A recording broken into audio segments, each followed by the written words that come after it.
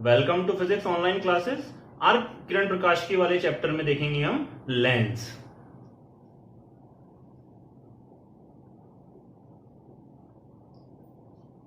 तो क्या होता है लेंस? लेंस कांच से बना दो वक्राकार सतहों से घिरा पारदर्शी एवं समांगी माध्यम होता है जिससे प्रकाश का अपवर्तन होता है। फिर से सुनेंगे इसकी परिभाषा। लेंस क्या होता है? लेंस कांच से बना दो वक्राकार सतहों से घिरा समांगी एवं पारदर्शी माध्यम जिससे प्रकाश का अपवर्तन होता है लेंस कहलाता है। लेंस में यह जरूरी नहीं है कि दोनों सतह वक्राकार हों। एक सतह वक्राकार भी हो सकती है और एक सतह समतल भी हो सकती है, या कुछ इस तरह के चित्र बन सकते हैं। जैसे इसमें दोनों सतह उभरी हुई हैं, दोनों वक्राकार सतह हैं और उभरी हुई सतह हैं, तो इसे कहते हैं हम उत्तल लेंस। जैसे इसमें भी दोनों सतह वक्राकार हैं और लेकिन दोनों धसी हुई सतह हैं, इस तरह के लेंस को कहते हैं हम अवतल लेंस। ये होता है कॉन्वेक्स लेंस, ये होता है कॉनकेव लेंस। इसी तरह से एक समतल सतह और एक वक्राकार सतह जो कि धसी हुई है, तो इससे जो लेंस बनता है इसे कहते हैं हम समतलावतल लेंस, प्लेनो कॉनकेव। इसी तरह से एक सतह वक्राकार और एक सतह समतल, तो इस तरह का जो लेंस होता है इसे कहते हैं हम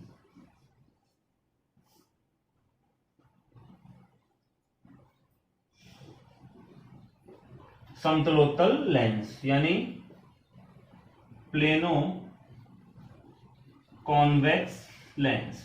इसी तरह से बेलनाकार लेंस भी होते हैं, तो इनके अलग अलग उपयोग होते हैं। उपयोग के आधार पर ही हम लेंसों का चयन करते हैं। किस तरह का उपयोग हमें लेना है उसके आधार पर ही हम लेंसों का चयन करते हैं। तो आज हम देखेंगे लेंस के लिए लेंस सूत्र, या लेंस के लिए अपवर्तन सूत्र, या लेंस निर्माताओं का सूत्र भी हम कहते हैं। उसका डेरिवेशन देखेंगे। तो चलते हैं हमारे डेरिवेशन की तरफ। लेंस निर्माताओं का सूत्र। तो अब हम देखेंगे लेंस से प्रकाश का अपवर्तन तथा अपवर्तन सूत्र। तो हम यहां बहुत ही महत्वपूर्ण सूत्र निकालने जा रहे हैं लेंस के लिए, जिसे हम कहते हैं लेंस सूत्र कहते हैं, या लेंस निर्माताओं का सूत्र भी कहते हैं, या लेंस के लिए अपवर्तन सूत्र भी कहते हैं। तो पहले इसका डायग्राम समझेंगे, उसके बाद हम डेरिवेशन करेंगे। तो माना ये एक लेंस है और लेंस की दो वक्राकार सतह हैं, जिसमें पहली वक्राकार सतह की वक्रता त्रिज्या R1 है, जिसका वक्रता केंद्र यहां कहीं होगा C1, और ये दूसरी वक्राकार सतह है, इसकी वक्रता त्रिज्या R2 है, इसके लिए वक्रता केंद्र यहां कहीं होगा C2, और ये प्रकाशी केंद्र है, इसे हमने P से दिखाया है। माना एक बिंदु आकार की वस्तु मुख्य अक्ष पे रखी है, माना एक बिंदु आकार की वस्तु O मुख्य अक्ष पे रखी है। इससे चलने वाली प्रकाश किरण जैसे ही लेंस की पहली सतह से टकराती है तो उसका अपवर्तन हो जाता है, और अपवर्तित होकर ये मुख्य अक्ष को बिंदु I' पे काटती है, और पहली वाली सतह एक आभासी प्रतिबिंब I' बनाती है। हम यहां पहले ऐसा मान के चल रहे हैं कि यहां इस लेंस की दूसरी सतह नहीं है। तो आप खुद सोच सकते हैं, अगर इस लेंस की दूसरी वाली सतह नहीं हो तो यहां से चलने वाली प्रकाश किरण इस पहली वाली सतह से अपवर्तित होकर मुख्य अक्ष को किसी बिंदु पर काटेगी। वहां पर पहली वाली सतह द्वारा प्रतिबिंब बनेगा I'। यह प्रतिबिंब दूसरी वाली वक्राकार सतह के लिए आभासी वस्तु का कार्य करता है। फिर से सुनेंगे इस बात को, बहुत ही इंपॉर्टेंट कॉन्सेप्ट है। जो पहली वाली जो सतह है जो प्रतिबिंब बना रही है, वह प्रतिबिंब लेंस की दूसरी सतह के लिए आभासी वस्तु की तरह कार्य करता है।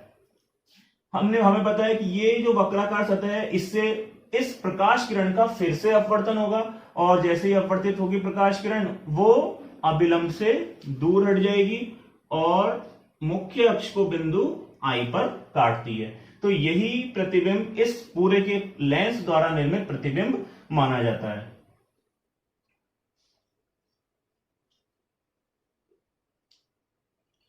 तो पहले वाली सतह ने प्रतिबिंब बनाया, आभासी प्रतिबिंब बनाया आई डैश। ये आभासी प्रतिबिंब दूसरी वाली वक्राकार सतह के लिए किसका कार्य करता है? आभासी वस्तु का कार्य करता है। और इस आभासी वस्तु का दूसरी सतह द्वारा प्रतिबिंब बनता है आई, जिसे हम इस पूरे के पूरे लेंस से बना हुआ प्रतिबिंब मानते हैं। तो हम इसे ले लेते हैं दूरी u, ये दूरी हम ले लेते हैं प्रकाशीय केंद्र से v डैश, और ये दूरी हम ले लेते हैं v। तो हम चलते हैं अपने डेरिवेशन की तरफ। तो यहां माध्यम है एयर, तो म्यू ए अपवर्तनांक हो गया। यहां कांच माध्यम है, तो यहां अपवर्तनांक हो गया म्यू जी। और यहां पर माध्यम है वायु, तो फिर से यहां अपवर्तनांक हो गया म्यू ए। तो यहां माध्यम कौन सा है? वायु है, यहां भी वायु है, और ये माध्यम कैसा है हमारा? कांच का माध्यम है। तो इसका अपवर्तनांक हमने क्या ले लिया? म्यू जी ले लिया। अब हम यहां देखेंगे, पहले प्रकाश किरण वायु से कांच में जा रही है, तो हम पहली वक्राकार सतह के लिए अपवर्तन सूत्र लगाएंगे। लेंस की पहली वक्राकार सतह के लिए अपवर्तन सूत्र। तो लेंस की पहली वक्राकार सतह के लिए अपवर्तन सूत्र लगाते हैं। तो पहले मैं सूत्र लिख देता हूं, mu two upon mu one upon R equals to mu two upon we minus mu one upon U. ये हमने अपने पिछले वाले वीडियो में इस सूत्र का डेरिवेशन किया था। तो जिन्होंने ये सूत्र का डेरिवेशन नहीं देखा है, पहले पिछला वाला वीडियो जाके देख सकते हैं। अब इसे हम पहली वक्राकार सतह के लिए लगाते हैं। तो पहली वक्राकार सतह के लिए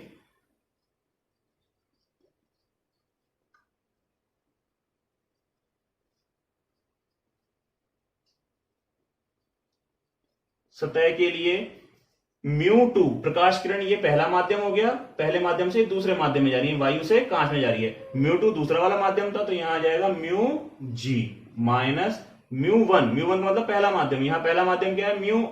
म्यू ए अपॉन पहले वाले की वक्रता त्रिज्या है R1। इसी तरह से म्यू टू म्यू जी हो जाएगा अपॉन, अब v प्रतिबिंब की स्थिति होती है। तो पहली वाली वक्राकार सतह ने हम जानते हैं प्रतिबिंब कहां बनाया? v डैश पर बनाया, v डैश स्थिति में बनाया, यानी i डैश प्रतिबिंब बना था। पहली वाली वक्राकार सतह द्वारा प्रतिबिंब कहां बना था हमारा? i डैश पर। तो इसकी स्थिति क्या है? v dash. तो mu two upon v dash minus u1 वही फिर पहला माध्यम म्यू a अपॉन u हो जाएगा। ये इक्वेशन नंबर 1 देंगे। अब अपवर्तन सूत्र लेंस की दूसरी सतह के लिए लगाते हैं।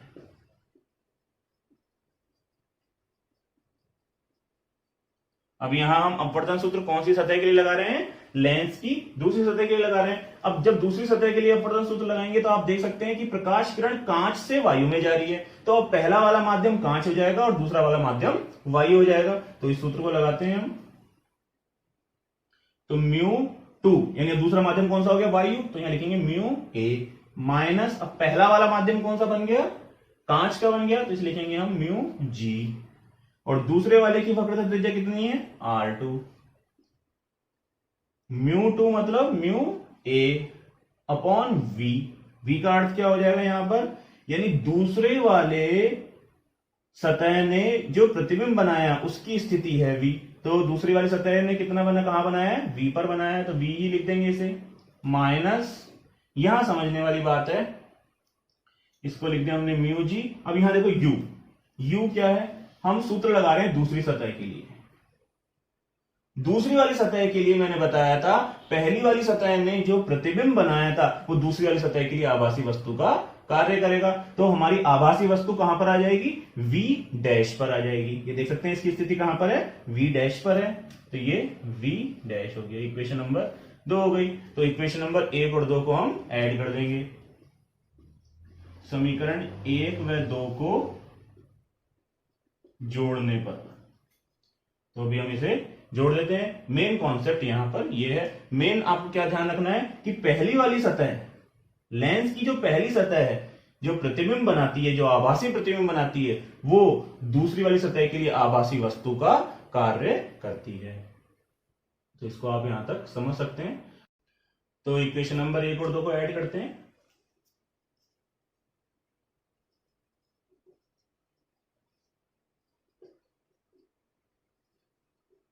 पहले मैंने LHS को ऐड करा है, यहां मैं RHS को ऐड कर रहा हूं।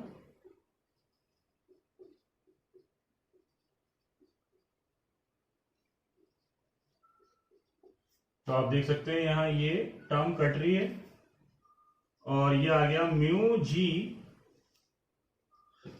Minus mu a upon R1, और यहां से मैं माइनस कॉमन लूंगा तो ये आ जाएगा mu g minus mu a upon R2 equals to, plus वाले को मैं पहले लिख लेता हूं, minus mu a upon U. यहां से आप देख सकते हैं mu g minus mu a common आ रहा है, तो ये हो जाएगा mu g minus mu a common आ गया, और अंदर रह जाएगा 1 upon R1 minus 1 upon R2 equals to mu a 1 upon we minus 1 upon U. यहां ये जो म्यू ए है इसको मैं इधर भेज देता हूं, डिवाइड कर देता हूं, तो ये आएगा mu g minus mu a upon mu a 1 upon R1 minus 1 upon R2 equals to 1 upon we minus 1 upon U. तो यहां आप देख सकते हैं mu g upon mu a, mu g upon mu a, यानी कांच का वायु के सापेक्ष अपवर्तनांक हो जाएगा। तो इसे हम लिख सकते हैं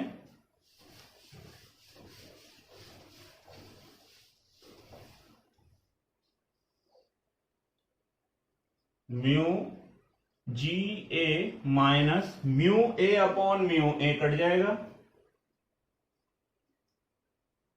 1 upon R1 minus 1 upon R2 equals to 1 upon V minus 1 upon U।